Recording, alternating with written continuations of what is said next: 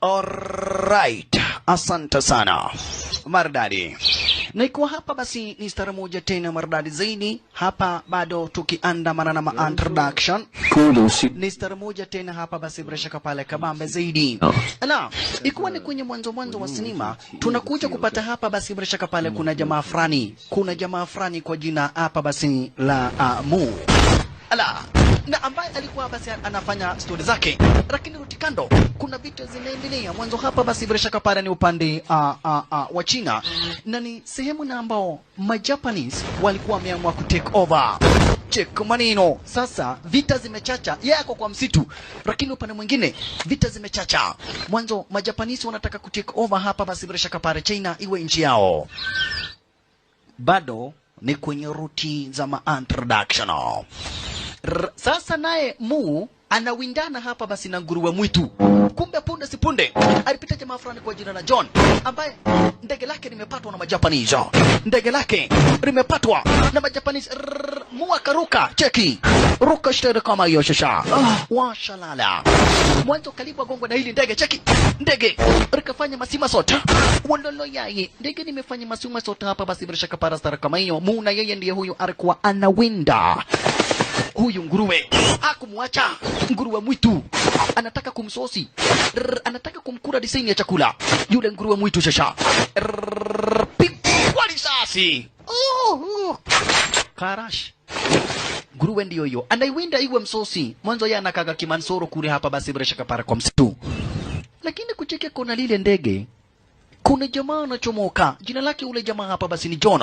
John anachomoka na hapa basi bila shaka pale kusema kweli lile ndege karibu ruweze kurupuka. Ai, John alikuwa nadhani ni Majapanese, lakini kujaribu hata kutumia bunduki hakuweza. Fasta akachomoa daga chap akafungua safety belt. Kufungua safety belt nayo hapa basi akamfungulia safety belt hapa basi ya ndege. Mwanzo lile ndege karibu ruweze kurupuka. Ndege karibu liweze kurupuka. Fashta akachukua lile pisto lake hiyo kwanza akasunda, akaficha, kisha akambeba. Vinyo ambavyo anambeba hapa basi nalo lile ndege ndivyo liko karibu kurepuka kidogo. Ndege repuka stala kama hiyo. Introduction bado haya sinema maridadi. Alimcheki ule beshti akaona hapa basi jamaa ameumia. Yeye hapa basi yeye ni muwindaji, akaona wewe nimekusaidia, sina kazi nyingine yako hapo, pengine saidiwa na Mungu wako. Nguruwe nayo ndio hii anahesabu hii ni nyama kama kilo ni nyama kubwa, nyama kama kilomita 50 za kukula. Lakini huyu jamaa anaomba usaidizi, help me. Akona nyewe huu ni bin Adam na juu bado hajaikata roho, wacha tu amsaidie. Hamjui na hajawahi muona, lakini ilibidi hapa basi aweze tu kumsaidia. Ala, cheki sasa design na mbeba shasha. Cheki design na mbeba. Tini kumsaidia. Introduction bado, picha Cold Steel. Title Lahore ya Cinema. Maridadi. Pose kibisha. Asante sana. Sasa aliweza kumchukua na mtazamaji na kufahamisha ni wakati vita zilikuwa zimechacha zaidi huko upande wa China.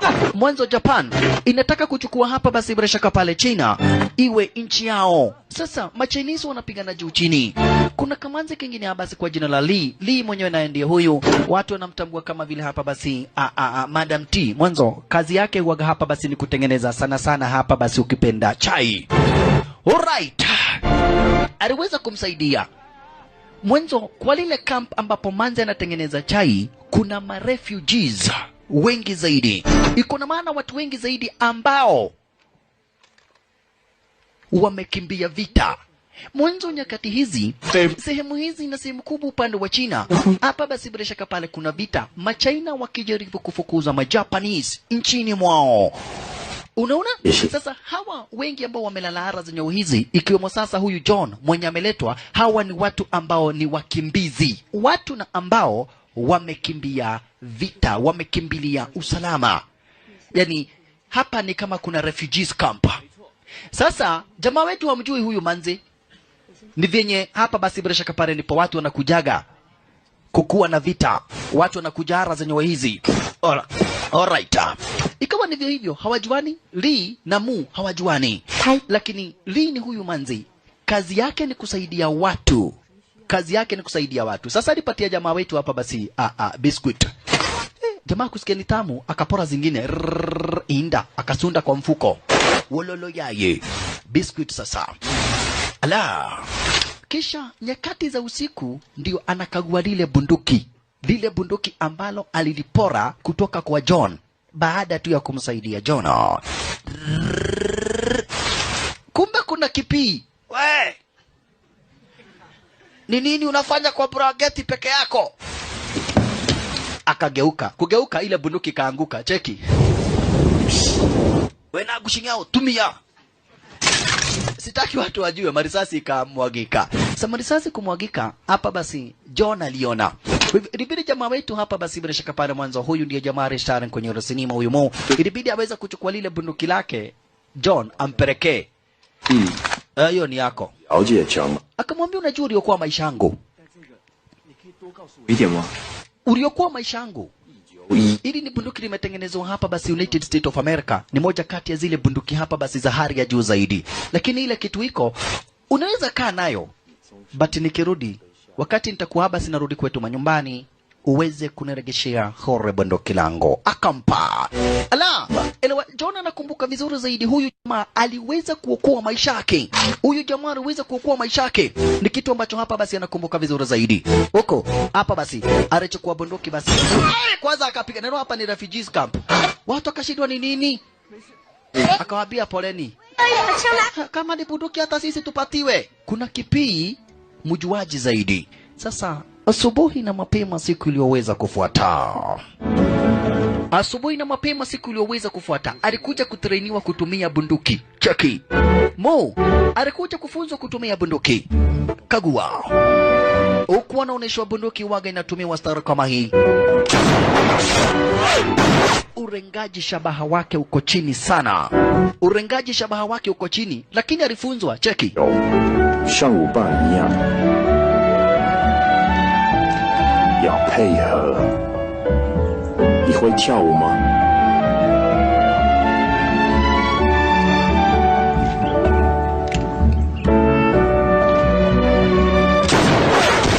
Anaonyeshwa sasa. Ilichukua muda wa wiki kadha wa kadha, jamaa wetu akitrainiwa tu. Akatrainiwa kwa zaidi ya mwezi mzima, na kisha hatimaye John akaamua kuelekea mwanzo. John amechomoka upande wa United States of America, na kwa hivyo ilibidi basi John aweze kurudi kwao manyumbani. John ilibidi aweze kurudi kwao manyumbani. Wakati huo huo hapa basi jamaa alikuja akamwambia, "Wacha tufanye ki Chinese traditional, kukupatia chai namna hiyo ni kukuonesha hapa basi wewe umekuwa mashta wangu." Lakini hata hivyo John hawezi akaendelea kuporea hapa. Itabidi aweze kurudi kwao manyumbani. Akamuaga na akamwambia, "Iwapo utawahi hitaji usaidizi wangu kwa vyovyote vile, in one way or the other, ukuje kuniitisha. Bye bye." Okay. Bye bye. Aya. Ya nagogwa pole pole, ya namugoga design yake moda. Alright. Wakamuaga. Yeye jamaa wetu anakaga kivyake. Ilikuwa mara yake ya kwanza kabisa kupatana na Lee. Huku John aliwapiga picha stara kama hiyo. Akawaambia kwaherini. Ala. Ashalala. Yeye ni ex-military. Kazi yake ni kuandika magazeti na kadhalika. Hizo ndizo kazi yenye huwa basi anafanya. Kumbe kwa hoteli lake manzi kuliingia wanajeshi wa Kichinese. Iko kitu gani hapa? Mnaweka chai chumvi? Tangu lini chai inawekwa chumvi? Sasa manzi wetu alikuingilia, alikuingilia cheke. Kumbe wewe ndiye mwenye hii? Hai. Na mbona mnaharibu chai? Sasa kumbe jamaa wetu alikuwaga area. Mu alikuwa area. Cheki. Manzi akamwambia hamjui mwenye hapa ni nani? Mwenye hapa ni general. Sasa huyo general tunaambiwa alikufa. Kwa hivyo hata kama ni general ambaye amekufa. Kumbe huyu manzi alikuwa na bwana ambaye alikuwa soja, akakufa. Mwanzo vita zimechacha zaidi huku upande wa China. Na manzi akamwambia, "Kama mnataka kukunywa chai, kunyweni chai. Kama ni kisirani, muende." Sasa jamaa yetu alikuingilia. Na Ruaya ni muwindaji. Ujui sisi ni soja, ati soja. Soja nasikiaga uchungu. Hai, siwezi sikia uchungu. Okay, hebu sikia hiyo. Hiyo ni uchungu. Akaambiwa basi hapana kusumbua mtu anauza chai. Sasa jamaa wetu alianza masoja. Ni motijo ende na kahiyo inywe. Amujui ilikuwa na kisu benye anakuaga mdedri. Alianza kuwakatakata cheki. Alianza kuwakatakata. Wase gomotema. Akapatwa moja. Kitanzi sasa. Na hawa ni wanajeshi wenye wanapigania hapa basi bila shaka pale nchi yao. Nchi ya China. Masikini mu wadolo yaye salala anakabidhiana sasa na yeye proper. Wanakabidhiana na yeye proper. Punde si punde mdozi wao arifika. You go wrong. Yani kijana unataka kutandika askari ya jeshi? Madam, tunakuheshimu sana kwa sababu ya bwanako, lakini hakuna mtu anaruhusu ya kujaribu kuvamia wanajeshi. Manza akajaribu kumtetea lakini akaambiwa never. Hiyo ni tabia mbaya sana. Jamaa akabebwa. Kwa sababu tu ya kujaribu kusaidia manzi. Alikuwa nadhani wanajeshi ni zile nguruwe anapiganaga nazo kwa msitu. Aliona moto. Alright. Hapa kuna mbuzi zilitoroka kwao. Zikasema haziwezi kaa nyumbani sikukuu ikiwa around. Mbuzi zilitoroka. Zinasema never. Alright. Jamaa wetu na yeye alicheki akaona bunduki ya askari. Yaani ni kichwa ngumu. Anasema atiwa bunduki ni mzuri. Na ni bunduki ya askari jeshi. Punde si punde. Kumbe Japanese snipers waliamua kuvamia wanajeshi wa Kichina. Cheki. Salala. Masniper. Abana ni kubaya. Ni kubaya. Pigwa marasasi maskini. Wanajeshi wa Kichinese wanapigwa marasasi. Ukitoka unamalizwa. Hapa kuna masnipers wa Kijapanese manzi. Pigwa risasi kumalizwa. Chukua hii. Sasa jamaa wetu walipatiwa bunduki. Na wanajeshi wote wametoka wakajificha. Wengine wanamalizwa. Yule soja kabla hajadedi alipatia jamaa wetu bunduki. Ya kichwa. Unapigwa ya mguu kinama unapigwa kichwa. Jamaa wetu alichukua lile bunduki. Fasta akajikata sasa mero hapa izamata bitu unaifandedha. Ni atetee maisha yake hapa shasha. Hapa ni atetee maisha yake. Huyo akachungulia. Wanajaribu kuchungulia masniper wako wapi? Hawawaoni kwa vyovyote vile. Fong uko wapi? Nimekufa. Jamaa wetu achachukua bunduki lake yule jamaa kwa jina la Fonga. Fasta akachukua bunduki lake. We, Sergeant, hebu ende ulete hiyo bunduki. Kufika hapa alipigwa risasi, cheki. Karash. Hai. Sasa wakashindwa watafanya namna gani? Lakini jamaa wetu alitrainiagwa kutumia bunduki na Jona. Sasa alichukua lile bunduki, akaambia wasee, fanyeni hivi. Acheni niwasaidie. Venye alifunzwa. Weka kidore standby. Check maneno. Weka kidore standby. Kisha hawa wazubaishe. Kuzubaisha stara kama hiyo. Yeye sasa ni ya time aone masniper wako wapi. Anataka kujua masniper wako wapi. Kidore kwa trigger.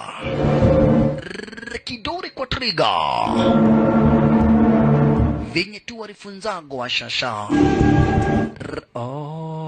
Munajificha na majani nyinyi sawa. Wanajifanya sungura wajanja hawa. Wanajifanya sungura wajanja. Kwenda kupiga risasi. Huyo alipigwa risasi. Kupigwa risasi ndio. Na sniper akaonekana. Pigwa risasi. Akachomorwa pahali alikuwaga. Naona? Akachomorwa pahali alikuwaga risasi moja tena maridadi. Na wewe uchunge. Sasa alicheki akaona hata kaa hapa. Aliamua kuchomoka akabidiana na wao proper. Venye alifunzwa. Twende. Chukua. Ala. Pata huyo mwingine. Kwani nani huyo? Kumekujwa. Mpaka masujani wanashtuka. Jamaa wetu hataki kujua. Piga huyo marasasi. Masniper wako wengi. Huyo alipigwa risasi. Akaona anakaa tu kama ile nguruwe alipiga marasasi. Anaona anakaa tu kama ile nguruwe. alimaliziwa na wale masoja, akamaliziwa starika. Hebu weka bunduki chini. Haya, mtu kama huyu ni hatari sana, anaweza kutumaliza. Weka bunduki chini. Na amewasaidia. Unaona? Alright. Sasa hatimaye alipelekwa kwenye kampa la wanajeshi. Na Machinese wanahitaji usaidizi. Mwanzo wao ni wanajeshi wa Kichinese. Wanahitaji usaidizi mbele Majapanese wanawamaliza. Sasa yuko wrong alikuingilia. Nani alikufunza kushoot? Simama. Nani alikufunza kushoot? Nilijua tu hivyo. Ni woge wa musialile. Ati nini? Akadai mimi sio mwanajeshi. Na nyinyi wanajeshi hamuna heshima. Yuko wrong alimshtua. Akamwambia come on, piga risasi. Sai watu hata wenye wako na fulani wenye wamekufa hapa China. Kila mtu anatarajia ni time kandai. Sasa Yugo Rong akaona huyu mtu haogopi. Tunahitaji watu kama wewe. Yaani badala ushtuke unasema piga risasi. Mambo ni mawili. Ujiunge na sisi ama ukufe. Enyewe jamaa wetu walicheki akaona, wacha basi ajiunge na wao. Naona? Ilibidi ajiunge na wao sasa. Walikuwa wamemshika wakamtandike, lakini sasa waliamua kumchukua awe mmoja wao. Waliamua kumchukua awe mmoja wao. Ala, alright. Sawa. Kisha hatimaye alikuja kuletewa sasa yule trainer. Kuna mkuu ambaye ana train watu, jina lake kamili basi ni Tony Liang. Tony Liang ndiye ana train watu. Tony Liang ndiye ana train watu mpaka wakuja kuwa wanajeshi. Na sasa jamaa wetu wanajua kushoot. Najua kushoot. Tony Liang anadai huyu mtu ile kitu atafanyiwa ni testing tu kama mikono yake iko na nguvu. Kisha aanze kutumwa kwenye mission. Mbele wako na uhaba wa wanajeshi. Owe, chukua hii bunduki. Shika bunduki. Sitaki niletee kisu. Kawe na ngoma. Sure. Chukua bunduki. Leta mikono. Akaanza sasa kukagua mikono. Anataka kumpima aone kama huyu jamaa basi anaweza kuwa mwanajeshi. Niki, kwani unataka tufanye birikicho? Unataka tufanye birikicho? Anataka aondoe mkono. Sasa jamaa wetu akaanza kuondoa mkono. Cheki. Ana time kwenda anaondoa. Naona? Anaondoa tena. Hala. Sasa Tony Liang ni kumpima. Mwanzo anashinda. Haya. Bora kefudithio kireu. Sio. Wewe unafunzwa ufunzwe nini? Sioni haja yako hapa basi ya kufunzwa kitu kingine chochote. There is no need ya mtu kama wewe kufunzwa tena. Unafunzwa ufunzwe nini? Haya yote basi bila shaka pale kwanza Tony Liang anakumbuka kuna mwanajeshi walikuwa wana train na yeye. Jamaa wetu alikubali akamwambia, nitakubali kuwa mwanajeshi wa Kichinese, ndio, but in one condition. Lile bunduki ambalo nilitumia, bunduki lake Fong, munipatie hilo bunduki niwe nalitumia. Hapa basi bila shaka pale kufanya nini? Kushuti nalo. Nitakaa na nyinyi, lakini munipatie bunduki lake Fong. Hiyo tu ndio nataka. Bas, Jinju. akaambiwa karibu kuwa mwanajeshi. Na sasa tunakupatia mission. Gai, saa hii tu nimejiunga na nyinyi. Akaambiwa ndio. Kunaye Mchinese fulani na ambaye hapa basi bila shaka pale ni msaliti. Huyu Mchinese na ambaye ni msaliti anafaa atafutwe na auawe. Uwaga ana hapa basi anasafiri akiwa amewekwa ulinzi na Majapanese. Huyu Mchinese uwaga anawekwa ulinzi na Majapanese, but ni msaliti. Ndiye anaelezea story kuhusu venye Machinese wanapanga vita na kadhalika. Ako upande wa Jingzhou City, na kwa hivyo lazima aweze kutafutwa, atafutwe inaharibishi aweze kuuawa. Ala, alright. Sasa walikuja kumtafuta. Sasa hii ni operation mission ya jamaa wetu wa kwanza. Ni wakati tu wamejiunga na wanajeshi na ametumwa kwenye mission. Lazima wamuue msaliti. Cheki venye Chinese wanafanyiwa. Ukikamatwa wewe ukiwa fighter wa Kichinese unauawa staili kama hiyo. Na ni kwa sababu kama hizi Machinese wanapiga cheki. Bibi yako anashikashika stari kama hiyo ati nikutafutwa bunduki. Naona kujama ligongwa. Hoi. Haya, mkipita pahali kama hapa mnaangaliwa na wanajeshi wa Kijapanese, na hapa ni China. Unaona? Ni kama for example mko pahali kama hapa, unaona? Alafu unastukia ati watu wa Karao ndio wanakuja kuangalia venye mtakula chakula yenu. Sasa hapa ni China na Majapanese ndio wana patrol kila pahali. Alafu komanda hapa basi bila shaka pale komanda wa Kijapanese huyu sasa anakuaga mnyama. Anakuaga mnyama. Masaya anakuaga mnyama ndio huyo. Alikuja kucheki manzi wake. Manzi wake kwa jina la Kyoto. Na akamletea maua. Naona? Alikuja kumcheki na akamletea maua. Anampenda sana tena zaidi. Kisha akamletea hapa basi doma yako hiyo. Ni aina ya zawadi, cheki doma yako hiyo. Arigato. Oi, akamwambia nimekuletea. Lakini kuna kitu moja Kyoto hafurahishwi nacho. Masaya ndio wanaua watu sana, mpaka innocent people. Mbali na kuua wanajeshi wa Kichinese, wanaua very innocent people. Lisa ni kama hiyo. Na kwa hivyo nimwambia hapa basi, itakuwaje mimi nasaidia watu, natibu watu, na nyinyi mnaua watu, hata civilian, raia mnawaua, hamfanyi poa hata kidogo. Hilo ni jambo ambalo alinifurahishi hata kidogo. Lakini alimwambia masoja, akaambia wana soja, kill soldiers, wachana na watoto na kina mama. Kwa nini unaua watu innocent? Kwa nini? Kwa nini unamaliza watu wasio na hatia? Nikipata ukiua wanajeshi, sitawahi kuuliza. Anadoma si ya kutwalera soguo, sitaki. Manze Kyoto alikataa. Alimwambia hata hizo doma za yuma asipelekea nyenye yako. Unaua watu unawaua unaomaliza kwa nini? Why are you killing innocent people? Kwa nini mnaua watu wasio na hatia? Ala. Alright. Lakini siku ambayo inafuata, hii ndiyo siku na ambayo wamedecide watamaliza msaliti. Cheki, hawa sasa ni Chinese soldiers. Na ushike, Masaya ni mwanajeshi wa Kijapanese. Lakini hawa akina Tony Leung ni masoja wa Kichinese. Na hapa ni China. Asante sana. Maridadi.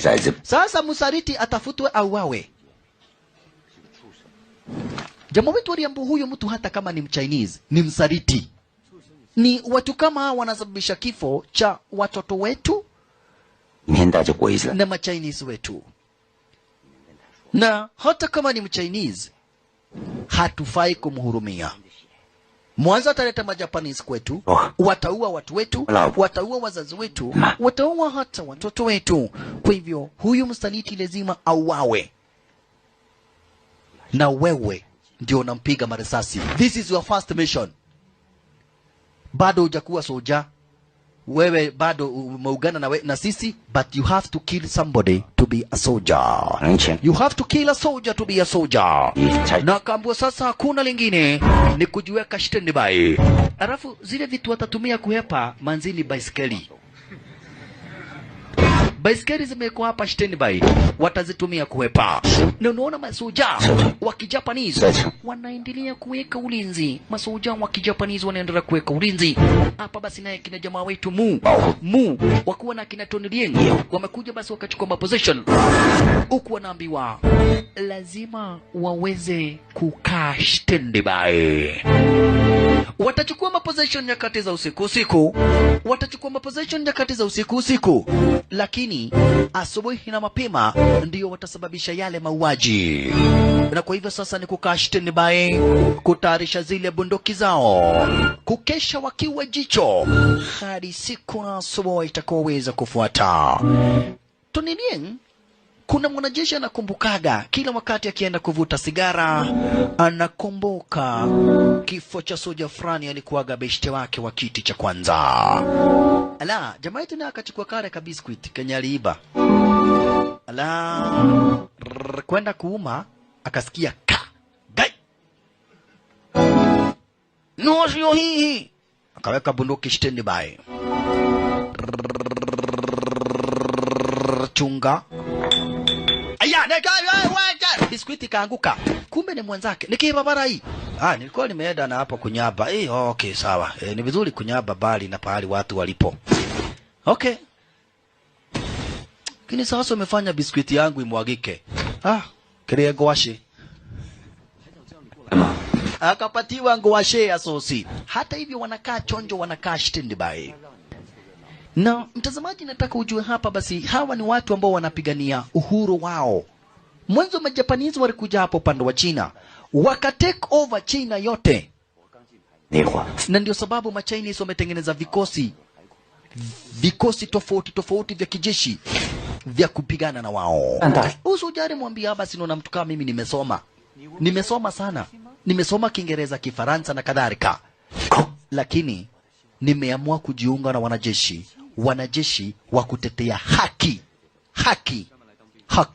ya hawa Machinese. Ni kweli hapa basi bila shaka pale watu wanauawa, but somebody has to do something. Lazima mtu afanye kitu. Hatuwezi sisi wote tukikaa namna hii ati tungoje wengine wapigane. Ni akina nani watapigana? Sisi ndio tunafaa kupigana. Majapanese wako na nchi yao. Waache nchi yao wakuje kuchukua nchi yetu. Abana. Hiyo hatuwezi tukakubali. Hicho ni kitu na ambacho hatuwezi tukakubali kwa vyovyote vile. Hata kama ni nini, lazima tuweze kupigana. Hatupigani kwa sababu eti tunataka kupigana, lakini tunapigana kwa sababu ni lazima tupigane. Hiyo ndio kitu ambacho iko. Hatupigani kwa kupenda, hatupigani ati kwa sababu nyingine. Tunapigana kwa sababu lazima tupigane. Tusipopigana nchi yetu inaenda. Nchi yetu ikienda, watoto wetu watakosa pahali pa kuishi. Kwa hivyo we have to fight. Lazima tupigane.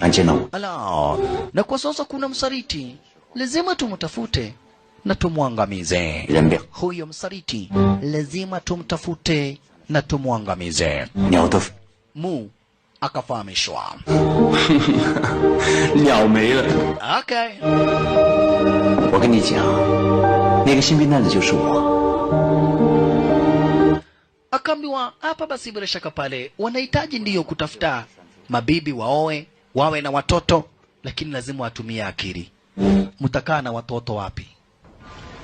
Asubuhi na mapema siku iliyoweza kufuata. Ni wakati sasa kale kamsaliti kanaingia. Kana kuaga kamemekiwa ulinzi. Cheki. Hawa nao wako standby.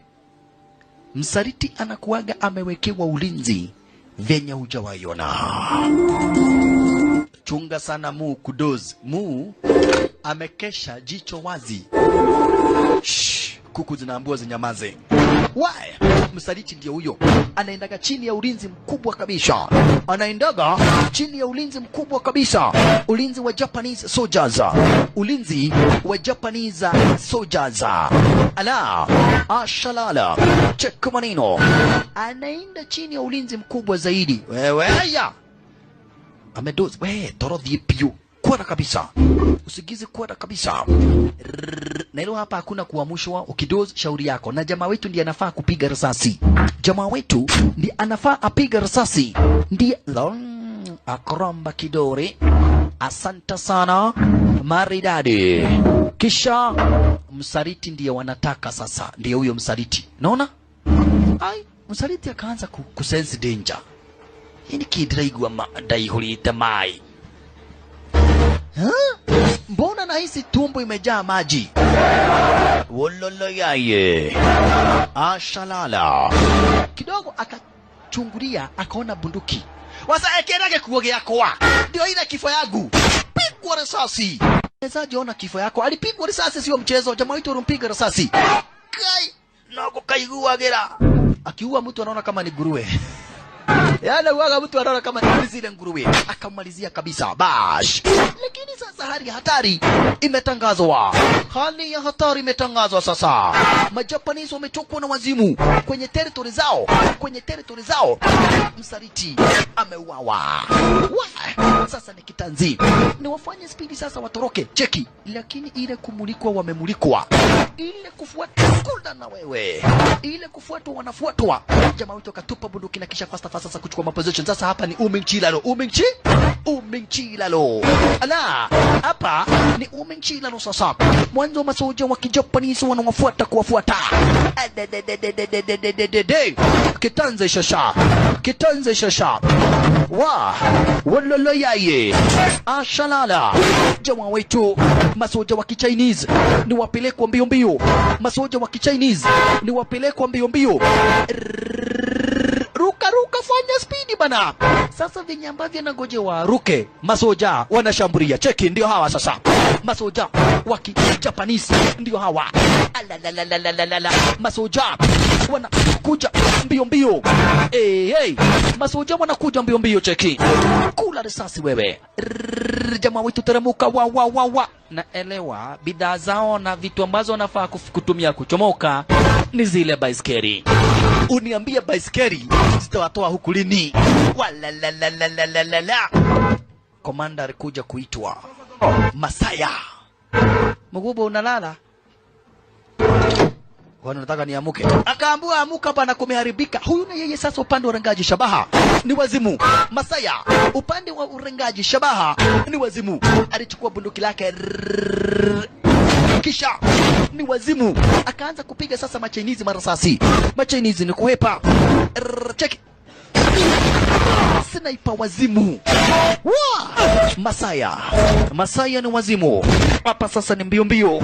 Walalalalalalalala. Chunga sana. Chunga sana jamaa wetu. Majapanese ndio hawa. Na kisha hatimaye hapa basi bila shaka pare nini? Majapanese ndio hawa. Na kisha Masaya kukurupa na jona bunduki. Na yeye ni sniper. Piga soja mwingine wa Kichinese. Walalalalalalalala. Tony Lienga. Jamaa wetu mu wa hepe shasha. Baiskeli na shambuliwa. Majapanese ndio hawa. Uya kuna machine gun. Kumedhoka. Mashambulizi makali huko. Mbio. Watafute pahali wajifiche. Majapanese wengine ndio hawa. Wanakuja mbio. Hadi grenade. Kisha na unipatie hiyo bunduki babarai. Pua huyo. Ashalala. Twende bado. Tony Lieng wakiwa na mu. Tafute namna ya venye ambavyo watuweza kuepa. Mbele ni kubaya, kumeharibika. Salala. Kufika hapa Majapanese wako wengi. Kwanza wanashika watu innocent. Walipigwa marasasi. Mnashika kina mama na watoto mpeleke wapi? Na sisi ndio tunafanya mauaji na tuko hapa. Tabia gani hii? Kisha kafungulia kina mama na watoto na kuambia hepeni ni kubaya. Salala. Wakiwa juu Majapanese huku chini wanamwagwa wengine baada ya wengine. Rogging. Ruka vunja mlango na kuingia upande mwingine. Na ni mishoni yake ya kwanza. Yaki kimbia huku anakumbuka venye alikuwa anakimbia kwa msitu. Unaona? Anakumbuka akifuata zile nguruwe mwitu. Chunge! Aya! Majapanese na wako na machine gun. Chunga sana jamaa wetu. Oyeyai. Washalala. Watu ambao wako hapa wao ni wagoje tu kifo. Mu akafika mwisho. Nyuma Majapanese, mbele mwisho. Hii tutatandika marisasi. Kumbe kuna kamodhea kalikuwaga upande wa juu, kamodhea ka Chinese. Kakacheki kakaona hapa. Manze lazima kaweza kumsaidia jamaa wetu. Hata kama ni nini. Neguka wachoka. Niwazubaisha na hii uwapiga marisasi, sawa? Okay, nivovau wazubaisha. Kuzubaishwa na hiyo jamaa wetu akaingia. Akawapiga kish. Suna marisasi. Sura hii. Ukawacho kaetoe kuo. Sawa. Elewane Machinese na wanajua these soldiers are fighting for their country. Wengine ndio hawa. Maskini jamaa we. Ndo hii kona we. Fugueni. Woi. Gia na huko haraka. Kumbe alipatana na kikosi cha majambazi. Gai. daima kwetu jogole ndoka kwa jogomelie. Sisi ni majambas lakini tunauaga majapanese. Oh, ni hende mwali ya leo. Yani hawa ni magaidi lakini ni maadui wa majapanese. Ni maadui wa majapanese, ni magorilas. Majapanese ndio hawa. Wakaona bunduki zenye zinatumiwa. Kwanza kiongozi wao wako na machungu zaidi. Mwanzo informa wao ameuawa. Sasa kuna machungu sana tena zaidi. Akadai hao watu wafuatwe. Hataki kujua. Na kisha akaitisha, akadai aweze kuletewa masniper. Aletewe masniper. Why? Haya. Yani morali ya kinyamedhi gwiti. Hawa watu wanakula baka biscuit. Munane. Hawa watu wanakula baka medhigwiti. Usiju kasauna yeye akona girlfriend. Masaya akona girlfriend kwa jina la Kyoto. Na anampenda sana Kyoto. Lakini Kyoto alimwandikia barua. Akamwambia tafadhali mimi nimeamua tuachane na wewe. There is no way. Mimi naweza kuwa hapa basi mimi ni mtu wa kusaidia watu. Na wewe ni kuua unaua watu. Kulingana venye nimecheki na nikaona naona ni vizuri. Mimi na wewe tuachane. Mwanzo wewe ni muuaji na mimi ni mwokozi. Alikumbuka mapenzi yote yenye wameshakuwa pamoja. Huyu hapa basi bila shaka pale Masaya. Lakini sasa Manza amemwambia live and direct yeye anataka waachane. Wakati huo masoja nao ndio hawa walitorokea. Chinese soldiers wako kwa msitu. Na jamaa wetu na yeye aliandamana na wale magorilas. Wale mekora. Ala. Pia wanaelekea kwa ule msitu. Nyanya. Wase, ngojeni nikojoe. Nimekazwa sana bwana. Haya, huyo akakuja kukojoa. Ndio huyo anakojoa. Wakati anakojoa stara kama hiyo, kumbe Majapanese ndio hawa wanakuja. Bavarai. Digetinia, lazima nimalize kukojoa. Majapanese ndio hawa. Majapanese wako area. Kwanza kufika walisikia harufu ya mkojo. Huyu hakukatiza, yeye alikojoa akamaliza. Abana nasikia harufu ya mkojo. Kidogo kitanzi kikaanza baina ya Majapanese na Machinese. Lelelele ashalala walala yaye. Mashambulizi makali zaidi shasha. Mashambulizi tena mashambulizi makali zaidi. Hadi grenade kwa lipua Majapanese. Ashalala. Kumbe hawa nao ni wakati wanafika. Akinamu wewe ni majambas. Majambas ni aje? Sisi ni maadui wa Majapanese. Tuko pamoja. Okay. Na tumekuja na jamaa wenyu. Hawa ndio waliandamana basi na mu. Tumekaa na jamaa wenyu. Hii we. Vita sio mchezo buda. Shela. Hawa wakawambia wao ni maadui wa Majapanese. They are gorillas. Naona? Wao ni magorilas. Na wakadai as long as basi Majapanese wako wara zenye wizi, wao wataendelea kuwawinda, kuwatafuta na kuwamaliza. Hata hivyo, iwapo basi wanahitaji kusaidiana, watakuwa wanakuja hapa basi wanasaidiana.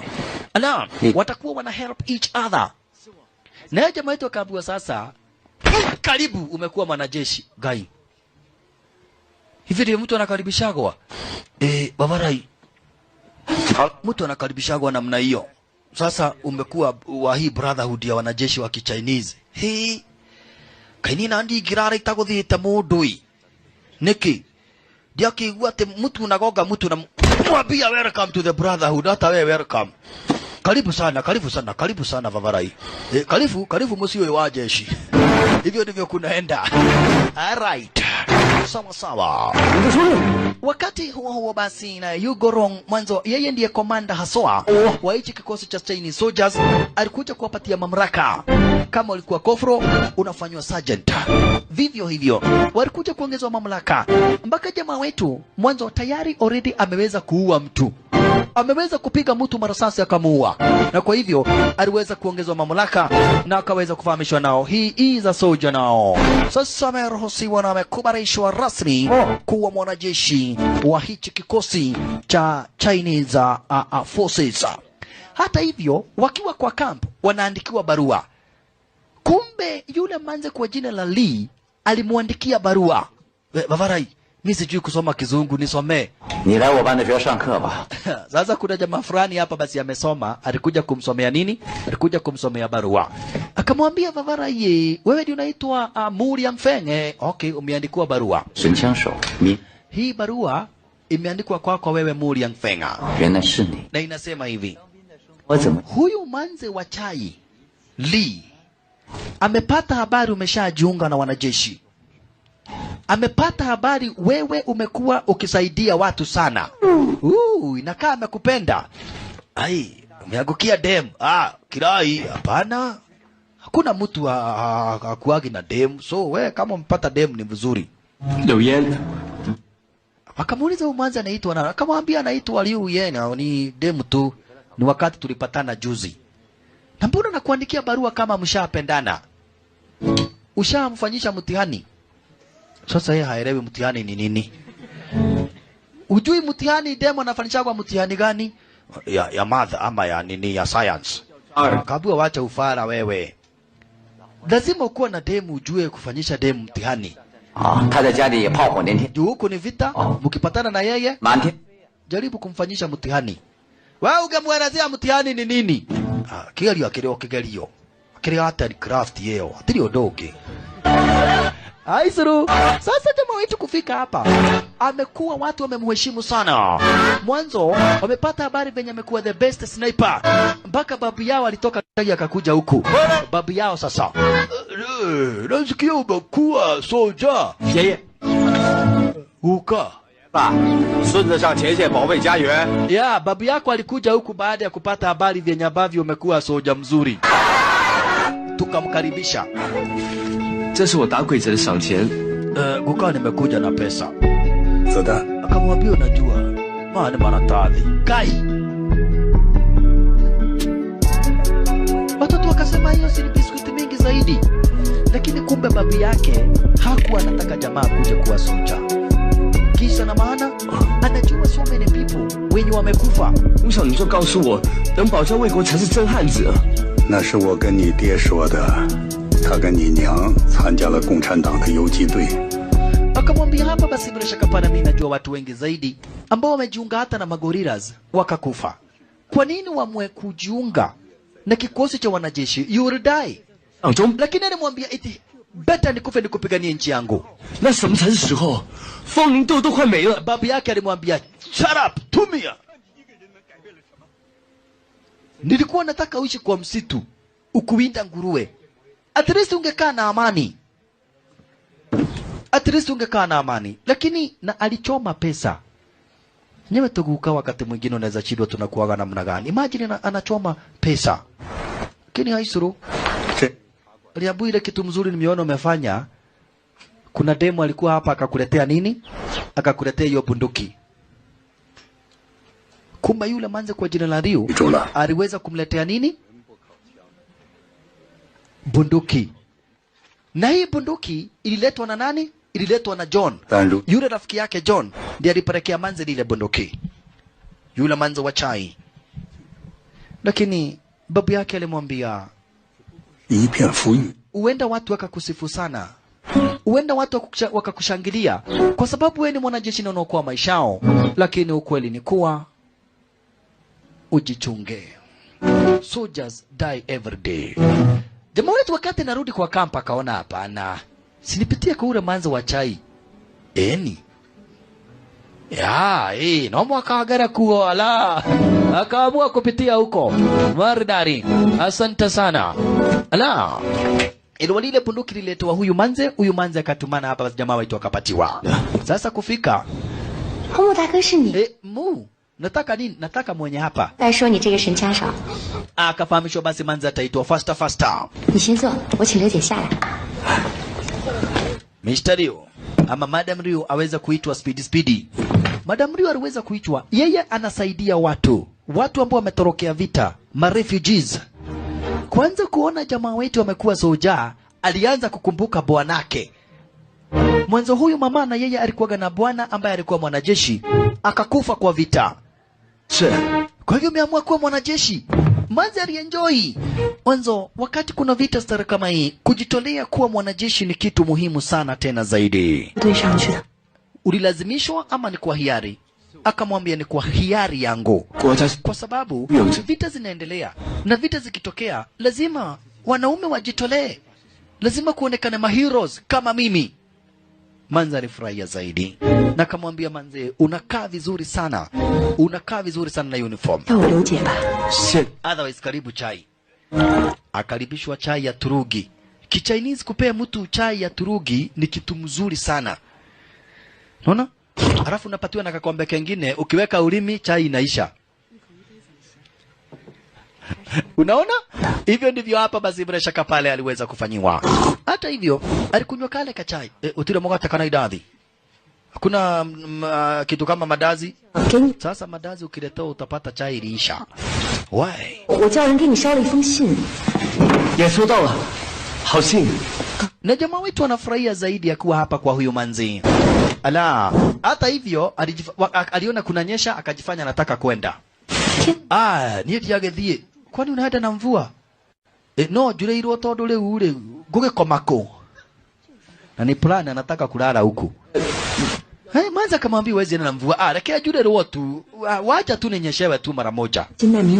Akamwambia huku kumejaa ma refugees, but hatuwezi kosa pari yako ya kulala. Milango ikafungwa. Naona?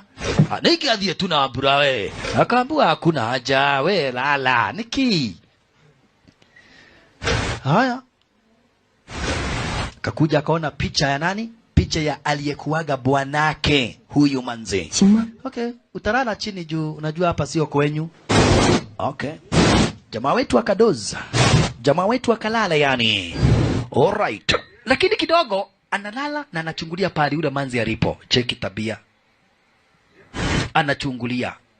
Anaona Manzi amedoza. Hoi. Siuguzwe. Wake gome hawe. Wacha tu nilale tu hapa.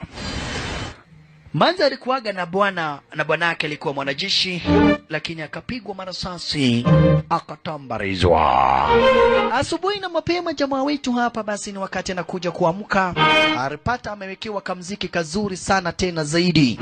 Ni wakati sasa anakuja kuona ile piro. Wewe, imechorwa vizuri sana. Manzi alishaamuka kitambo. Ashaamuka kitambo hapa basi bila shaka pale na akamwambia hiyo piro. Hapa basi Manzi alikuwa amepatiwa na nyanyake. Aisru. Jamaa yetu wasikii kurudi kazini.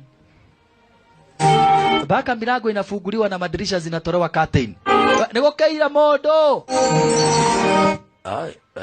Acha niamuke, hiyo ni kufukuzwa. Wewe. Jamaa anaenda kuamuka karibu Manzi aone makagali. Haya, faster akavaa trouser. Cheki venye Manzi anacheka. Hiyo madem sometimes wanashangazaga mtu. Mtu amelala na Manzi ana shida tu hapo haondoki. Haya, aisuru. Masoja wenzake jamaa wetu walikuja kumchukua. Huku jamaa wetu akamuaga akamwambia, "Madam we, najua tu nitarudi." Yaani wameanza kupendana design hapa basi hata uwezi jua. Haya, abande muangalia. Naona penye wanazongeana Zini kupendana. Kaye, rona atia we. Demoja shini edile nohoro. Kisha hatimaye akaletua lile bunduki ambalo alikuwa na windaga nalo. Ala. Na kisha hatimaye akaletewa Turugi, chai bila maziwa ndio inaitagwa Turugi. Akaambiwa kunywaga hii pole pole. Aliambia Manzi fanya aje. Hii bunduki yenye nilikuwa na winda nayo. Kwanza Manzi anamtengeneza mpaka tai. Ala. Ndio naye akamwambia chukua hii bunduki. In case si yuko nyumbani magaidi wakuje, piga wao marisasi. And that is an order. Chukua hii. That is an order. Yes sir. Sio yes sir hapa sio Jamaikani unasema yes sir. Nikiwe. Sawa. Mrs. Ryu ameanza kumnoki jamaa wetu pole pole. Mwanzo imepita miaka kadha wa kadha toka bwanake yage dunia. Aramcheki jamaa wetu akichomoka. Manzi akaanza kukumbuka venye bwanake alikuwa anachomoka. Unaona? Kucheki jamaa wetu akichomoka. Nakumbuka venye bwanake alikuwa anachomoka. Bwanake alikuwa anachomoka na gari, lakini jamaa wetu amechomoka na baiskeli. All the same, manzi ni bin Adama na bwanake alikufa. Bwanake alikufa, manzi haya yote bishi anakumbuka. Bwanake alidedi kwa vita. Mwanzo mtazamaji, vita abana machezo. Ukisikia vita zimeibuka, unajua so many people will die na kadhalika. Jamaa wetu ni alichomoka akikunywa hapa basi bila shaka pale kale kachai. Masaya na yeye anaendelea kupatwa na machungu. Masaya mwanzo demu yake kwa jina la Kyoto hamtaki. Huku alikuja akachorwa hapa basi bila shaka pale ndege kwa kifua stara kama hiyo. Ololo yaye. Jamaa wetu na yeye basi akaenda kukunywa kale kachai. Hii iko na maana ni siku baada ya siku. Ala, ashalala. Ololo yaye. Manza akaenda kusaidia watu hapa basi bila shaka pale marefugees huku akipika chai na kadhalika. But ukweli uliopo, ameshampenda jamaa wetu. Unaona? Ameshamnoki. Mpaka jamaa wetu akiwa kwa vita, manze anamwandikia tu barua. Unaona? Manze anamwandikia tu barua kumwelezea hapa basi venye amemiss na kadhalika. Huku hata akitengeneza hapa basi bila shaka pale tu biskuiti, anatuandika jina la jamaa wetu. Hali kadhalika hajawahi sahau na mapenzi aliyopata kutoka kwa bwanake. Hicho ni kitu ambacho manze hajawahi sahau. Lakini sasa bwanake alikufa. Afanye nini? Lazima akae sasa na juu bwanake alikufa na akazikwa, na yeye ako uhai. Na ndio sababu ameanza kutafuta mtu mwingine basi waweze kupendana. Ikiwa ni siku nenda siku rudi. Nimerudi. Unakaa namna gani? Alright. Siku nenda siku rudi. Shalala. Jamaa wetu anabeba manzi na baiskeli. Anajaribu kutoa manzi stress. Unaona? Anahepa kazini, anakuja kumuonesha manzi mapenzi. Shalala. Elewa ni vizuri ukiwa na dem unamuonyesha mapenzi. Unampeleka pari kama hapa kuna kamsitu hivi, mnakaa mnaongea. Sio kila masaa unachukua dem. Unaona? Tudhi hadho itatoka leo saa ina idadi tudhi toro. Hiyo sio maisha. Unaona? Hapana, weka dem namna hiyo ati kila wakati ni saa ina idadi na toro. Abana, ni vizuri unachukua dem unampeleka pahali, mnakaa, mna relax, mnaongea kuhusu maisha. Pahali kwa kamsitu, hata kama ni Dodoli Forest. Naona? Kitu kama hiyo. Lakini sio ati ndo itakuwa na bosho munegere siage vao. Unapata demu amekula madodo. Na saa hiyo ni demu rembo. Unapata anakula madodo, alafu anaongezewa na chai. Maji ni madodo na chai. Haya, jamaa wetu walikuja kutengenezea manze basi kabidhaa. Naona na marisasi. Elewa pia ni vizuri unatengenezea dem kitu kulingana ile kazi unafanyaga. Ingekuwa ni mtu kama Adhobe, ati anataka kutengenezea dem yake kitu, anatafuta choka za kuandika board mingi sana kama hizi. Anatengeneza kama hizi anapatia dem yake. Unaona? Yaani lazima unakaa namna hiyo. Ololo yaye. Alright. Sasa jamaa wetu walifika akapata mdozi wake.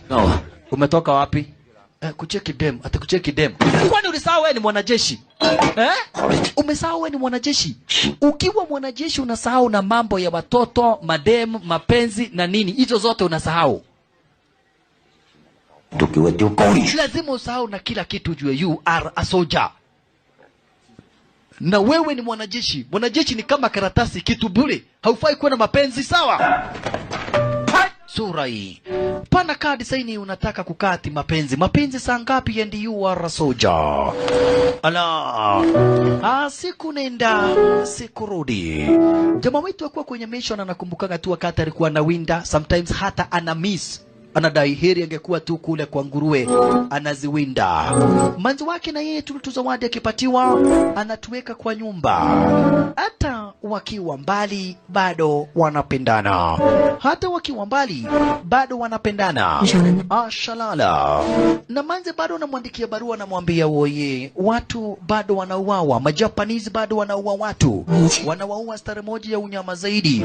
Kisha maana marefugees wanaendelea kuwa wengi kwa kile kijiji. Na manzi ako na hofu, mwanzo anaona wakati maridadi. Manzi akamwambia, na ukuja tena. Kukiaga ukadhieko. Lazima nikuja tena. Asante sana. Manzi akaenjoy zaidi na akamwambia shukran. Na pia kama wewe ni dem, uzoee kusemaga asanti. Naona? Kama umenunua madodo unasema asanti. Kama negugudha waroro unasema asanti. Asanti inasaidiaga sana. Kwaherini. Masoja walikuja kuagwa basi na wakachomoka na wakatambaroka masoja. Ashalala. Masoja walichomoka disaini kama hiyo. Bye bye. Bye bye. Masoja sasa ni kuchomoka mwanzo, they have to go on a mission. Kuna mission wameweza kusukumiwa na lazima waweze kuchomoka. Manzi amesikia vizuri sana kwa sababu amejua already there is somebody who loves her. Kuna mtu ambaye elewa, hakuna kitu mtu anasikiaga vizuri kama ukipendwa. Hakuna kitu tamu kama kupendwa. Sasa Manzi amesikia vizuri zaidi. Naye jamaa wetu sasa ako crazy in love. Akili yake inafikiria tu kuhusu ule Manzi. Lakini mishoni ya kwanza walikuja kwa kamera Majapanese wakawahanda. Mmoja kwenda kuleta kinyoriru wakapigwa risasi. Inywe na inywa. Tulioraga ni huyo akauawa. Kisha faster wakanyang'anywa manguo. Wakanyang'anywa manguo. Elewa mtazamaji, the best form of defense is attack. Kwa hivyo waliona lazima waende kwa Majapanese kwao ndani, watege kombora huko ndani ili Majapanese waogope. Haya, Kyoto na yeye ndiye huyo anakuwaga msemaji hapa basi wa Majapanese. Anakuwaga msemaji wa Majapanese. Na wakati Majapanese mara ya kwanza kuingia hapo pande wa China, walikuwa wamekuja wakidanganya Ma-Chinese eti wanataka waunganishe China na Japan iwe nation moja, iwe East Asia Republic. Hivi ndivyo walikuwa wamewadanganya, lakini wanataka kuicolonize. Alright, sawa sawa. Wakati akina Mu walishambulia masoja, waliwanyang'anya mavazi zao na wakavaria. Na wale wanajua kuongea Kijapanese kabisa wakawekwa pale mbele. Hebu kuja. Ati nini nimewaleta kwa hii hapa headquarters? Kuna watu tumeshika. Wale mdozi alisema tushike, tumeshika, sasa ndio tumeleta huku. Naona hapa kuna watu wamefungwa mikono stara kama hiyo. Sasa wanasema ati ni kuwashika, lakini hawa ni Ma-Chinese. Hawa ni Ma-Chinese. Wanataka kutega kombora moja kubwa sana. Wanataka kutega kombora moja kubwa zaidi hapa kwa headquarters za Majapanese. Waliingia upande wa ndani, mwanzo wamevalia zile uniform. Majapanese hawakuwajua mission ni kutega kombora moja kubwa sana tena zaidi. Ala zenyewe hizi shasha. Cheka manino. Wanataka watege kombora moja kubwa zaidi. Ala, walifaulu kuingia mpaka kule upande wa ndani. Cheka manino. Walifaulu kuingia hadi kule upande wa ndani shasha. Ashalala. Ololo yaye. Na wamewacha watu wengine kule upande wa nje, masniper wa kuwaekea ulinzi. Unaona?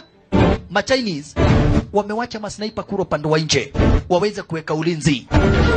Masniper sasa. Kisha wakaingia na makombora shasha.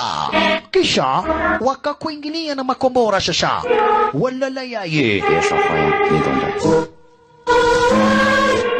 Maridadi. Kisha wanaingia kule upande wa ndani sasa, pale pole tu. Maridadi. Santa, milango inafunguliwa. Mission yao ni kutega kombora. Wamebeba kombora moja. We, kufa. Bye. Sawa. Hapa ndipo headquarters. Sasa ni kutega kombora. Cheki. Hapa ni kutega kombora sasa.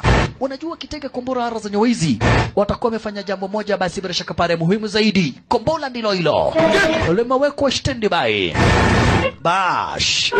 Asante sana. Machinese bado wanauawa. Majapanese wakipata Chinese yoyote wanamuua. The intelligence office ni huko ndani. Kombora limeshasetiwa tayari. Kombora limeshasetiwa tayari. Lakini kuna jambo moja ambao akina Mu hawajui. Akina Mu hawana habari. Kijiji pale akina Liu walipo imesemekana kitegwa makombora kilipuliwe. Masai yako hapa. Masai amesema nini? Kuna kitu Masai amesema. Tushika haka kamutu tukahoji. Wakakataimu. Okabama na wakibeti. Tunataka kujua Masai amesema nini. Masai amesema nini? Sema faster. Masai amesema nini? Haraka. Kana tokurutekano tutakunyang'anya mdomo ubakie kichwa bila mdomo. Yamamoto Alisema okay, Air Force will bomb Southeast. Iko na maana gani? Kijiji cha Kinaliu kitapigwa makombora na Air Force. Ate kijiji cha kina mpenzi wangu kipigwa makombora jamaa wetu akadai anaenda kuwaokoa. We Kajiro, unaenda wapi? Akadai mpenzi wangu ako huko. Akaambua hata kama ako huko ni watu wengi sana wamekufa. Kama ni wakukufa wacha akufa. We have to accomplish the mission. Patadondi. We. Sitaki kujua venye ambavyo unafikiria. Sasa huyu wakufagia aliona na akasikia wakiongea ino ni mikoreno, ino kile mikora. Tadhi kuga. Tunirenga na mwambie uwezi enda kumuokoa. Alimwambia sitaki kujua. Lazima kwanza niende nikamuokoe manzi. Si mimi sio mwanajeshi tena, mimi ni lover boy. Akaambua kutuacha ni kuwa msaliti na si uwaga tunaua wasaliti. Degeria tene. Kama unaniua unimalize mapema. Kama hunimalizi uwache nikaokoe mpenzi wangu tafadhali. Kama hunimalizi wacha nikaokoe mpenzi wangu. Kidogo Majapanese wakaingia. Majapanese kuingia waka open fire. Open fire. Kitanzisha sha. Wa kitanzisha sha. Watu mena mekora adui bash. Sasa hali ya hatari ikatangazwa. Wako kule upande wa ndani, sniper anawasaidia kwa upande mwingine. Sniper chunga, pigwa risasi makosa. Wala watetee maisha yao sasa. Hapa ni watetee maisha yao sasa. Wala jamaa wetu sukumiwa bunduki lake. Machine gun kwanza. Sukumiwa machine gun. Walala. Machine gun. Why? Na mchunge vile vile. Vita zimechacha huko shasha. Kidogo hivi walikuja kumpata Kyoto manzo wake Masaya. Wakamuhanda. Washajua huyu ni manzi wa mdozi. Wameshajua huyu ni manzi wa mdozi. Kwa hivyo fast waliweza kumhanda. Why? Kwa nini wamhande? Kwa sababu wale Majapanese wako hapa ni wengi zaidi. Cheki. Wamezingirwa sasa. Wamezingirwa na Majapanese wengi sana tena zaidi. Kuchomoka itakuwa ni kitanzi. Kuchomoka ara zenye wizi. Manze itakuwa ni noma. Ala. Majapanese wengi sana. Jamaa spotlight. Pigwa risasi. Mkileta kinyoriro. Tunamuua manze. One step mistake. Tunaua huyu manze wa mdozi wenyu. Wow. Majapanese watafanya nini? Wamehandwa. Musijaribu kufanya chochote. Tunataka kagali tuhepe. Cheki venye wamezingirwa. Lakini huyu ni manzi wa mdozi. Walichukua gari faster. Amado-san ni nani ka attara? Kabla msijaribu kuumiza manzi wa mdozi. Huyo ni manzi wa mdozi. Mdozi huyo demo akiguswa hata kidogo hivi mdozi atatokwa na wazimu. Tumia ulera huu. Unatuambia kitu gani? Faster dinga nilo hilo. Akina Tony Dien, akina Mu, the Chinese soldiers watumie lile dinga kuhepa Majapanese. Cheki venye wamekaa, lakini kombora limebakisha dakika chache zaidi. Kombora limebakisha dakika chache zaidi. Ripuke, na unajua hilo likiripuka litazubaisha Majapanese. Litazubaisha Majapanese. Kaeni ndani bana. Kombora puka, asante sana. Kombora kulipuka. Huyo akapigwa risasi, maskini wa Mungu. Kaeni ndani fasta. Kaeni ndani fasta. Mwanzo msipoka ndani itakuwa ni noma. Fasta ndani ya dinga. Oh yeye. Moja kati ya Chinese soldier pigwa marasasa kumalizwa. Mashambulizi ni makali zaidi. Hand grenade. Santa. Tupa hand grenade. Kuwapata kuwaripua. Alala yaye. Ashalala. We. Kumbe pia Tony Ring arapigwa risasi akaumia. Uko akaambia jamaa wetu, nakumbuka ukiniuliza kama nishawahi fall in love, lakini lazima ujue kwa vita unafaa kusahau na mapenzi nani. Unafaa kusahau na mapenzi. But all in all, Japanese Air Force imetumwa ikadupue kila kijiji. Huyu na yeye pia kumbe arapigwa risasi woi. Aliona damu akacheka. Kuona kio. Wewe. Ni nini bwana? Akamwambia mtu anafaa kucheka hata kama ni nini. Hata kama uko kwa shida gani, unafaa kusmile. Mwanzo wenyewe, in one way or the other, lazima tutakufa. In one way or the other, one day, one time, in one way or the other, lazima hapa basi tutakuja kudedi. Kumbe huyu ni kungua na ngoo. Alicheki jua kaanza kuona nyota zinacheza densi. Stars ni kama zinakatika. Uko na mbuva varai, umeua watu wangapi? Ai. Anaona stars zikicheza dansi. Baadaye ameua watu huenda 5 ama wengi. Lakini nyota kudensi star kama hiyo, maskini wa Mungu akaikata roho. Dinga cruise control, chunga. Dinga cruise control. Tony Ring ameumia. Huyu na yeye ameikata roho. Oh yeye.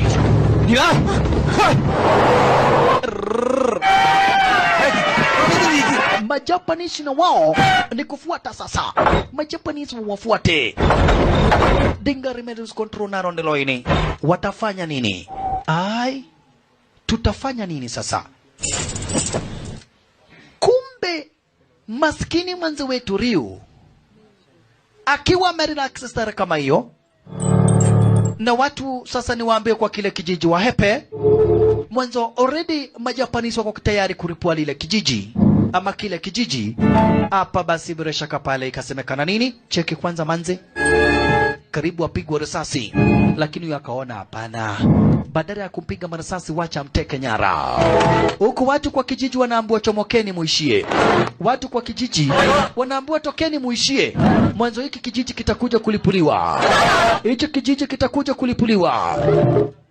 Huku na yeye Masaya akiona manzo wetu Ryu anaona kama basi bila shaka para ni Kyoto yule manzo wake ambaye alimkataa na hata wamefunga doa. Alimkataa kwa kufanya mauaji. Naona? Na ukicheki vizuri zaidi mtazamaji utaona watu ni kuhepa wanahepa. Mwanzo ripoti shafika, Majapanese wataripua hichi kijiji. Na kwa hivyo lazima kila mtu aweze kuhepa. Lazima kila mtu aweze kuhepa. Manzi akaambia wanakijiji, tafadhali kila mtu achomoke. Kila mtu achomoke na ahepe. Mwanzo zile kombora zitaangushwa hapa ni kombora zingine dangerous, ni kombora zingine deadly, na kwa hivyo lazima kila mtu atafute namna ya kuhepa. Jamaa wetu na yeye ndiye huyu aliamua kwenda miguu. Gari imekwama, lazima nikaokoe manzi wangu. Lazima nikaokoe manzi wangu. Sasa ni jamaa wetu Mu ameamua kwenda kuokoa manzi wake. Right on time. Masaya. Makosa. Nyokama. Wewe ni nani? Chali yako ametusumbua sana. Huyu boyfriend yako ametusumbua sana. Sana tena zaidi. Huyu boyfriend yako ametusumbua sana tena zaidi. ile kamjeshi nayo ya Mekora iliweza kufika vile vile. Kamjeshi ya Mekora vile vile iliweza hapa basi bila shaka para kufika. Ile kamjeshi ya Mekora iliweza kufika. Check maneno. Kamjeshi ya Mekora imeweza kuwasili tayari. Ala. Jamaa wetu akwambia sasa hapa hakuna lingine. Ni twende tukaokoe manzi na tuokoe wana kijiji. Twende tukaokoe manzi na tuokoe wana kijiji. Ala, mbio mbio, speedy. Tony Lieng na yeye alikuja kujisikia. Cheki. Tony Lieng alikuja kujisikia sasa jamaa wetu basi Tony Lieng akapata wako na yule manzi Kyoto. Ai, watu kwa kijiji na wao ni kuhepa sasa. Kila mtu ni kuhepa. Jamaa wetu kufika manzi alitekwa nyara. Why? Alitokwa na wazimu. Na jengili yako hapa anamgoja. Chunga sana tena zaidi.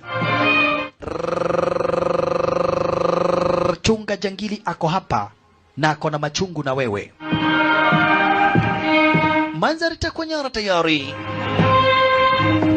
Chunga sana jamaa wetu wewe. Akasense. Dirisha imefunguliwa. Risasi kwa mkono, live and direct. Alipigwa risasi katikati ya mkono. Woye. Hii ni kumweka weak point. Mwanzo anajua jamani sharpshooter. Anajua jamani sharpshooter. Sasa ni kumweka weak point. Wololo yaye. Ai, ana wakaona hapana, something is wrong. Wacha tumwendee. Huyu akatumwa. Jamaa wetu naye ni faster. Akafunga ule mkono wake style kama hiyo shasha. Aliufunga ule mkono wake style kama hiyo. Na marisasi bado. Hivyo ndivyo marisasi yanarushwa nani? Chunga na wewe. Mwenzake akafika. Bawarai, oi, kuna nini? Nimepigwa risasi ya mkono sasa sijui nitatumia bunduki namna gani. Na marisasi zingine bado ndizo hizo. Masaya na amejificha, hawaoni yako wapi. Masaya amejificha. Shabo! Chunga sana mu. Huyu sasa ni kumzubaisha sniper ili wajue pari sniper alipo yule Masaya. Bavara ye. Kitu muhimu ni kujua pari huyu sniper alipo. Na mchunge bado kuna kujua. Salala. Hata kama umepigwa risasi ya mkono na ujua Majapanese wanakuja kulipua hapa. Wakasikia imebakisha dakika chache sana chopa zifike, ama ukipenda ndege za Kijapanese karibu zifike ara za nyawa hizi.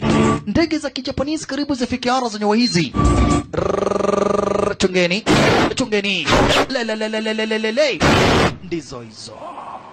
Niliwa hizi hazina story, ni kuangusha tu makombora zikiwa juu. Kale kakijiji kote kanaisha. Hivyo ndivyo zimetumwa na zimechomoka upande wa Japana. Zimechomoka upande wa Japan zile ndege shasha. Aish, makosa. Walala yaye. Sasa waliamua kumuonyesha jangili kwamba na kuwapia wao wamemteka nyara yule manzi. Waliamua kumuonyesha kwamba na kwetu wamemteka nyara yule manzi. Sasa Masaya aone demu yake ametekwa nyara. Cheki. Aone demu yake ametekwa nyara. Jangili akaua mama. Jangili aliua mama.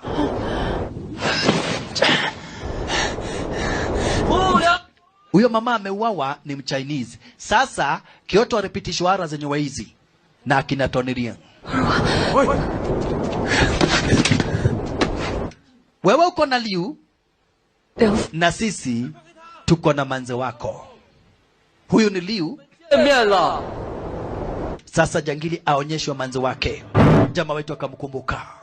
Huyu ndiye kinara, huyu ndiye kiongozi, huyu ndiye Masaya. Na wewe usidhani wewe tu ndio unaweza kuteka watu nyara, abana. Hata sisi Masaya tuko na manze wako. What? Wako na manze wangu we. Ai, walimchukua aje? Uachilia manze wetu, tuachilia manze wako. As simple as that. Soja huyo akapigwa risasi. kwa na akaongezea yule mama alikuwa chini marisasi. Oh yeah. Lakini sasa Manze alichomoka. Wacha kuua watu. Manze ndio huyu. Huyu Manze hafurahishagwi na venye Mesaya huaga na uwa watu. Wacha Manze wangu waende. Hata wewe wacha wetu waende. Na jamaa wetu ana risasi ya mkono usije kasahau. Oh! Okay. Go. Nenda.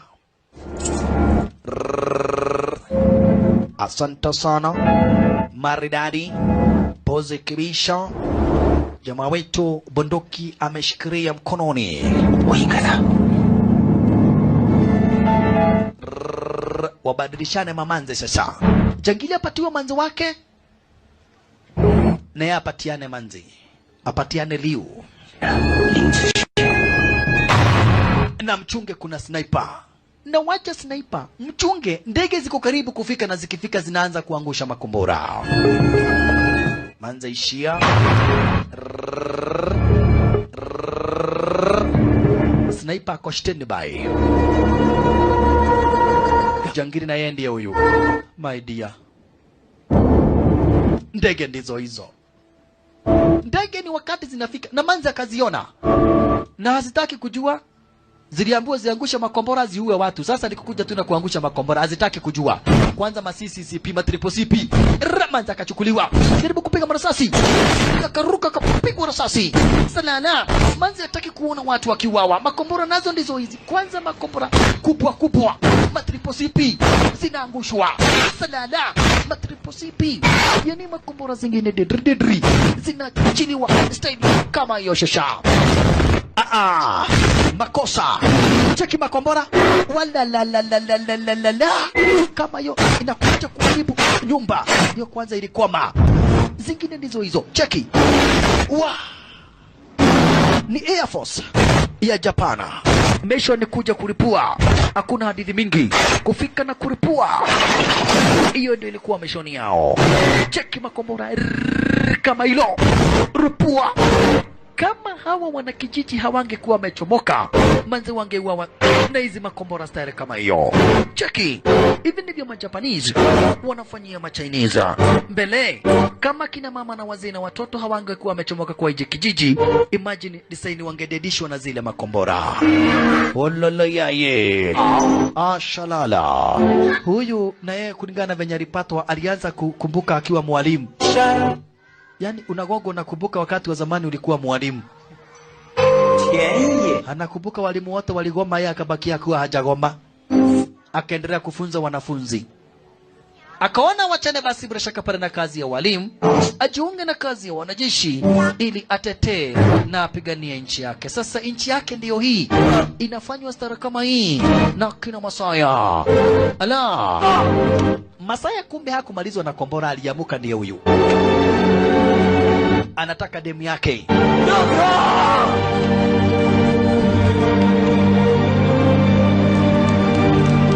Aish.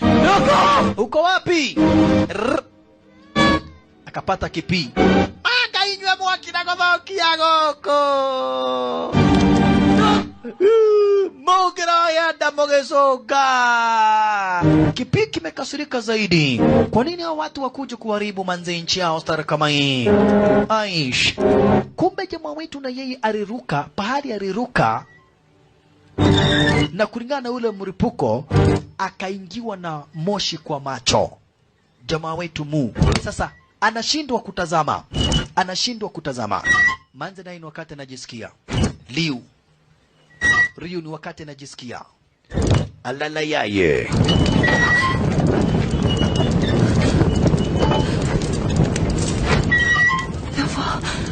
Akaanza kumuita Mu.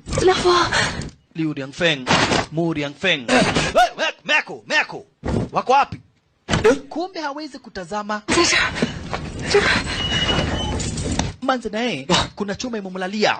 Kwa hivyo ni fasta jamaa wetu akagonzeshwa pale chuma iko. Eko chumeo. Eko chumeo demi oni oru. Chumeo eko. Akaambiwa ndio hii chuma. Ndio hii chuma. Okay. Ino ni ego komeira wewe tokea my dear wacha ujinga. Chuma kitu gani? Haya. kisha akabeba manzi. Sasa yeye ni kama kipofu na ndiye amebeba manzi, na jangili ndiye huyu, cheki, ndiye huyu jangili. Akawatumia wako alikuja akampata. Kumbe hapa basi manzi, hapa basi bila shaka para kioto anaweza kuumia vibaya zaidi kiasi kwamba hapa basi hawezi akapona. Lakini alimcheki Masaya akamwambia, Masaya, kama sio vita kama hii tungekuwa already tumeshapata watoto, tungekuwa already tuko na familia, tungekuwa na maisha mazuri. Kama sio hii vita. Ndio kila wakati na kila siku nakwambia tu wachane na vita. Lakini akamwambia usijari, ile peto linirudishia ndio hii, hebu ivae. Akamwambia hapa basi tungekuwa tumeshatengeneza boma mzuri, tungekuwa tuko na boma mzuri, tungekuwa na maisha. Hebu angalia sasa vita. Manzi akaiaga dunia. Ameishi kumwambia Masaya tuachane na hii vita, tutoke kwa nchi ya wenyewe, turudi kwetu. Lakini Manzi alikufa stara kama hiyo. Sasa jambo ambalo lilimtia wazimu huyu gaidi sasa. Jambo na ambalo lilimtia huyu gaidi wazimu sasa. Akimagina mpenzi wake ameiaga dunia, alitokwa na wazimu sasa. Masaya mpenzi wake ameiaga dunia. Masaya bas we mu ndio koinamia, ungedhani mu ndiye amemuua. Sasa yeye aliapa atarivenji na mu. Tonilenga yeye aliamuka ni kama mtu alikuwa amevuta bangi, ni kama alikuwa anavuta bangi, aliamuka na speed nyingine. Cheki kwa maisi, mnataka kutoraga mtolie, mnataka kutua mtu sosi. Tony bien aliamuka na wazimu ngao nyinyi, mtatusumbua mpaka siku kwanza nataka kukunyonga mpaka ukunie uhai. Kuja kibadi nataka nikunyonge mpaka ukunie uhai. Na akamnyonga, alinyonga yule soja. Tony bien sasa tunaweza ongea kidogo. Mnaongea na nani? Kuni ya uhai. Nimekuni ya uhai wangu gwada goguo. Kaitaki uwa wega muno. Jamaa wetu naye ndio sasa anapewa direction na Manzi. Kufika hapa akasikia kuna mtu anawafuata. Eotibea. Hiyo siyo panya. Haya, Manzi anamdirect, chukua bunduki faster, akakoka na akapatia Manzi. Akamwambia ni kurusha tu kidole katikati ya hiyo trigger na upige hiyo panya risasi juu hiyo sio panya. Mimi sioni, lakini hiyo sio panya. Ujue usipomuua atatuua. Ni umwangalie, umumurikishe, then shoot. Hakuna kupoteza wakati. Japanese ndio huyo soja wa Kijapanese. Domorage. Asanta. Maridadi. Why? Umeonaje? Kai nimemtustus akakufa. Okay, ni sawa. Tukiona mwingine pia utamtustus. Sawa. Maridadi. Asanta sana. Why? Mbio. Sasa chungeni, mwanzo ndiye huyu Masaya na ako na machungu. Masaya akaona hapa kuna kitingi cha stima, akapiga marasasi. Jamaa wetu basi bila shaka pale akaumizwa, akawachilia Manzi, akarushwa kwa maji. Asante sana Ngaro, basi macho yake sasa yaoshwe. Manzi na yeye ndiye huyo. Pahali alipo Masaya anaelekeza machungu yake yote hapo. Yaani mimi mpenzi wangu auawe. Uwa mpenzi wangu, chunga marasasi jamaa wetu. Uwa mpenzi wangu jamaa wetu kwenda kushuti marasasi arisha. Oye. Anaweza kutazama this time round, lakini marisasi yameisha kwa bunduki. Oye. Pale juu akaona kuna bunduki. Sasa jangili akajua atapiga Manzi marasasi ili jamaa wetu asikie vibaya. Jangili aliamua atamuua Manzi ili Mu asikia vibaya, aliamua atamuua manze kwanza. Jamaa wetu naenda kutambaa tambaa oyeyai. Huku jangili anadai mkajuragira modo. Nilikuwa napenda sana huyu dem. Amekufa tukua hatujajenga familia. Amekufa tukua hatujajenga familia. Sasa nitakuwa nifanye revenge. Nitakuwa nifanye revenge. Na jamaa wetu sasa atafanya nini? Alipatana na kipii kikampatia risasi. Mweke ati, nyiteno. Mweke olea. Hiyo risasi niliyokota namna hiyo, nikaweka. Sasa chukua na wewe. Murekelie. Jamaa wetu alichukua faster risasi akaweka kwa pisto, kisha akaem jangili. Cheki. Faster. Jangili. You talk too much aso. Na lile kombora lilikuwa limekwama. Likampata likamlipua. Mtu aogeagi sana. Alipuka yeye plus lile maskani into pieces. Ala. Ashalala. Jamaa wetu na yeye hapa basi akawa ameponea chupu. Hatimaye watu kama vile hapa basi bila shaka pale akina Tony Lienga walikuingilia speedy wakamchukua hapa basi bila shaka pale akina Tony Lienga walikuingilia mbio hapa basi wakamchukua, na kisha baada ya siku 2-3 wakachukua wale wote walioweza kuiaga dunia, wakachukua wale wote walioweza kudedi wakawazika, na wakadai hapa basi wataishi kuwakumbuka.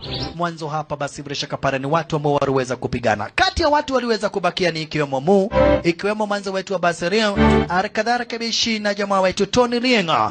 Hata kila kipii bado kilikuwa garia kati ya watu walioweza kubakia. Ndege zikapita star kama hiyo, kumaanisha bado wataendelea kupigania uhuru. Na bado yule rafiki yao kwa jina na John bado anaandika story kuhusu vita zenye zinaendelea kwa upande wa China kwa magazeti. Ala, hivyo ndivyo kulikuwaga mtazamaji kwa upande wa China, wakati wa China walikuwa wanapigania uhuru wakijaribu kufukuza majapanese kutoka nchini mwao. But all the same hapa basi dogo brother mpenzi mtazamaji, magorila pia waribakia na kadhalika. Lakini ndugu brother mpenzi mtazamaji, basi elewa ni kama review kawaida. Kumbuka basi ni kama review kawaida. Chochote basi kilicho na mwanzo wake lazima kiwe na mwisho wake. Iko na maana hapa basi bila shaka pale picha yetu Cold Steel ni kwenye dakika za mwisho. Akiwa tayari basi already jamaa wetu ameanza kuwa mwanzo wake. Hapa basi kuwa na maana akuwa ameokoa mwanzo wake, na kumaanisha basi na yeye ameweza kuwa accomplish mission yake. Mission kuwa ni accomplished. Hapa bishi na checking naona bishi nalo picha retu Cold Steel ni mwisho. Akubishi ni wako Manserector top ranking DJ ranking Afro Amigos.